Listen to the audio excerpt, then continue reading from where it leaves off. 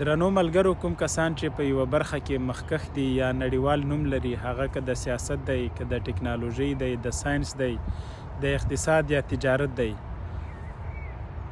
دوی 5 مشترک ټکي خپلو کې لري. لومبی دا چې دا خلک د خپلې روغتیا ډیر خیال ساتي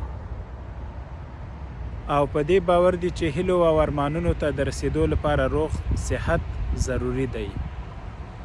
او نور خلک که د ناروغۍ په مهال د ځان علاج کوي، دوی تر ناروغۍ مخکې احتیاط کوي او هڅه یې دا وي چې په ناروغۍ اخته نه سي.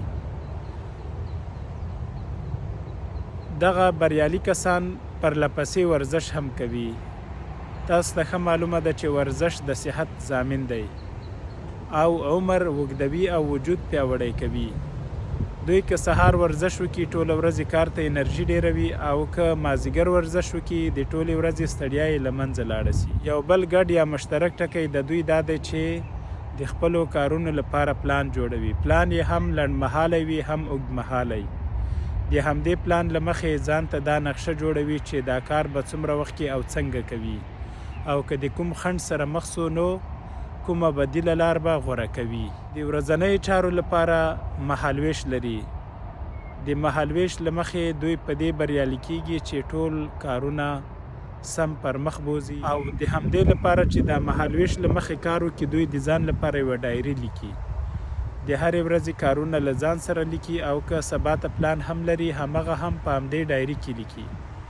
مثلا که یو ملګري زنګ ورته وهلی وي چې زه راتلونکي یکشنبه درځم او در سره وینم، د همغې راتلونکي یکشنبې ورځې پاڼه راډولې وي، په همغه کې ورسره لیکلي وي چې پلانی ما ته په دې ورځ راځي، زه باید نور کارونه هم وکم او ده ته هم وخت بیل کړم.